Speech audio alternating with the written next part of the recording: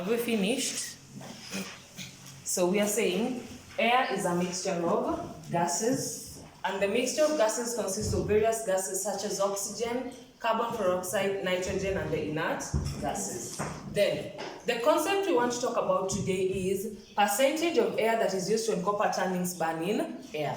Now we start by looking at what do we know about copper. Copper, its chemical symbol is Cu. What is the color of copper? It is red. Or you can say the color of copper is brown. In your textbook, when you'll be reading, it's written that it is a red-brown substance. However, we're saying in chemistry, a rule applies. You can't say it is red-brown. You choose one color. What is the next thing you're learning about copper? It is what? It is a metal. Are we together up to that point? Yes. So we are saying copper is a metal, its chemical symbol is Cu, and the color of copper is red or brown. Now, I want us to look at this experiment. Now, we are not going to write. I want us to first understand it, then you take notes as we proceed. In this setup of ours, we have two syringes, syringe A and another syringe that you're calling syringe B. Have you ever seen a syringe? Yes. It is graduated whereby it has some values, 0, 5, like that, okay? Yes. Now in this setup, we will have syringe A and syringe B. And then we will have our combustion tube. This combustion tube is made up of glass. Are we together up to that point? Yes. Now why is it made up of glass? So that when we are heating, it doesn't get burnt. Now, at one end of our combustion tube, we have what we call loosely packed glass wool. On the other end, we also have loosely packed glass wool. Now, this copper turning, someone might be asking, how does copper turnings look like? Do you remember when we looked at iron filings? Yes. Were they big? It was basically some ions that had been crushed. So that is the same thing that is going to happen to our copper turnings. They are basically copper that has been grinded, and now they are very, very small particles. Now that is why we have them here as copper turnings.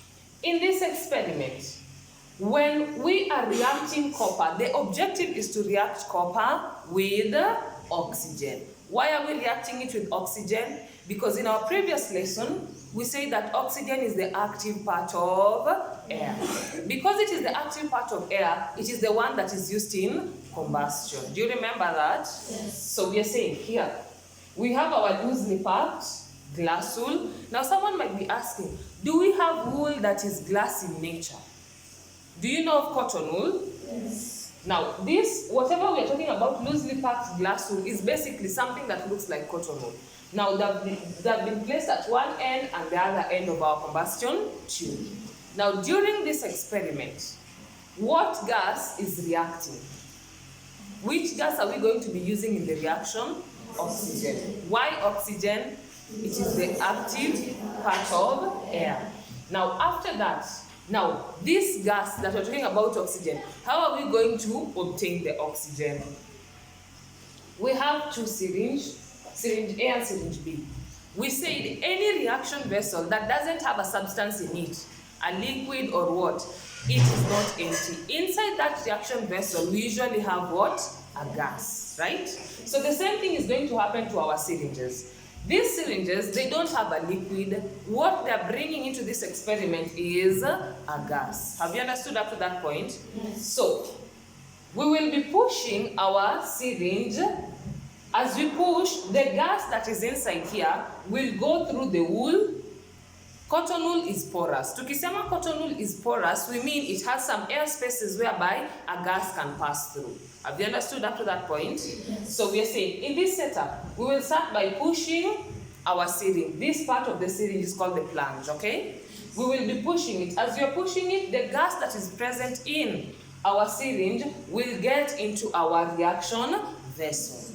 As it gets here, oxygen that is there in the gas is going to react with copper turnings. And as they're reacting, we are doing what? Heating, okay? So that is where we were saying percentage of air used when copper turnings burn in air. Burning is also known as what?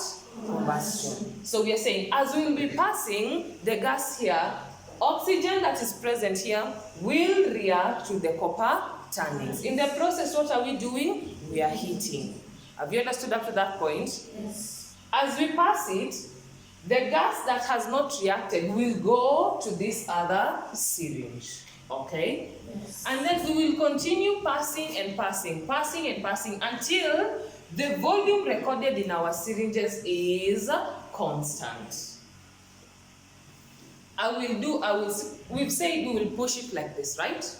If we push it, the gas will come. Then the one that hasn't reacted will not stay here. It comes to the next syringe. When the gas accumulates in this syringe, we again repeat the same process until the volume we will be able to record in our syringes is constant. If you keep on doing it and doing it and doing it, and at the end of it, you end up getting a constant volume. Let's say the value that remains here is 5 cubic centimeters. You repeat and repeat, but it still remains at 5. That is when you know that all the oxygen that was initially in the syringe has done what? Fully reacted. Have you understood up to that point? Yes. Now, in the process, someone might ask themselves, how do we pass this gas? Do we just push it all at once?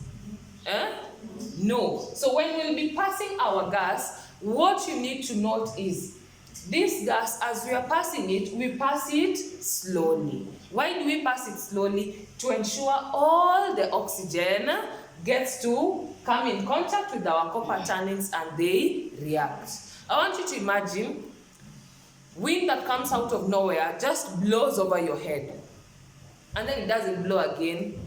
You'll be surprised. What was that, right? So we are saying that is the same thing here. If we want to ensure that all the oxygen has reacted, we will have to pass our gas slowly. Okay? Yes. I'm going to recap this lesson.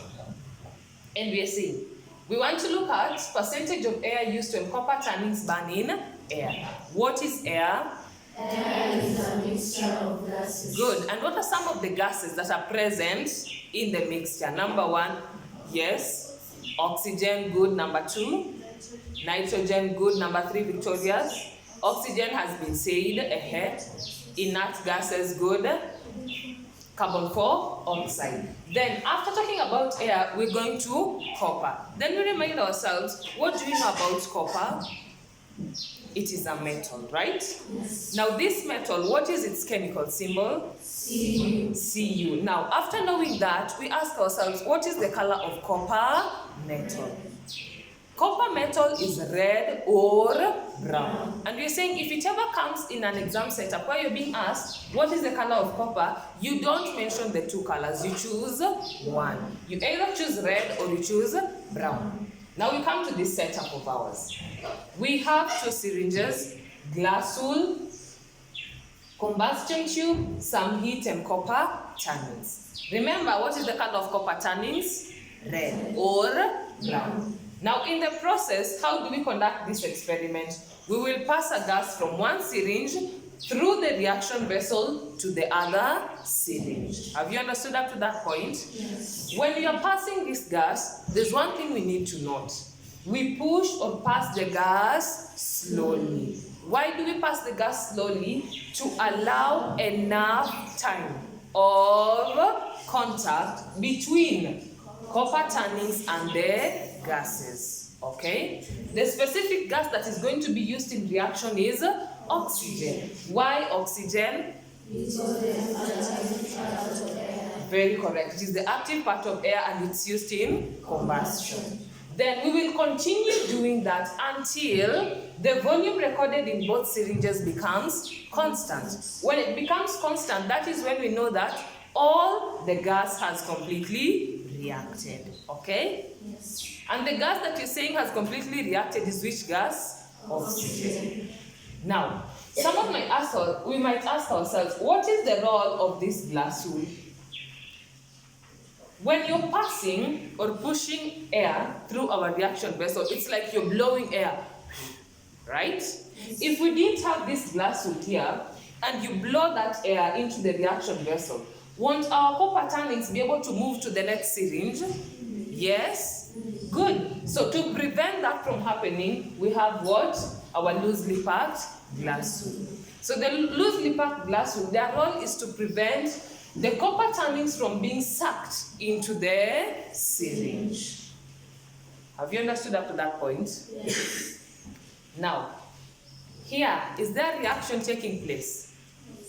Yes? Yes. A reaction between what and what? Copper tannins and oxygen. Copper tannins and oxygen. Good. Now, the reaction, and we say that when you are looking at acid, bases, and indicators, anytime you feel there's a reaction, what comes to your mind? An equation. So the reaction here in our reaction vessel is going to be between copper reacting with oxygen, and the product formed is a black substance known as copper 2 oxide.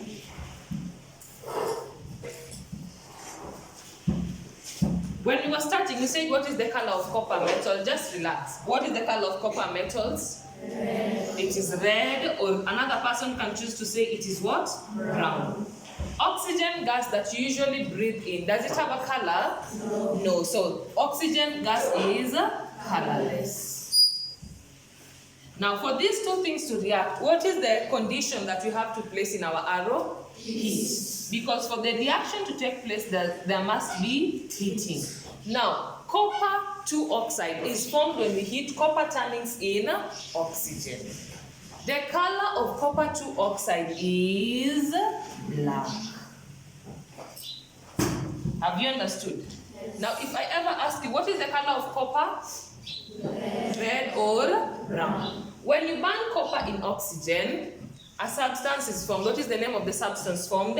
Copper 2 oxide. What is the color of copper 2 oxide? Black. It is black. Have you understood up to that point? Yes. And that is all you need to know about this experiment. Have you guys understood? Yes.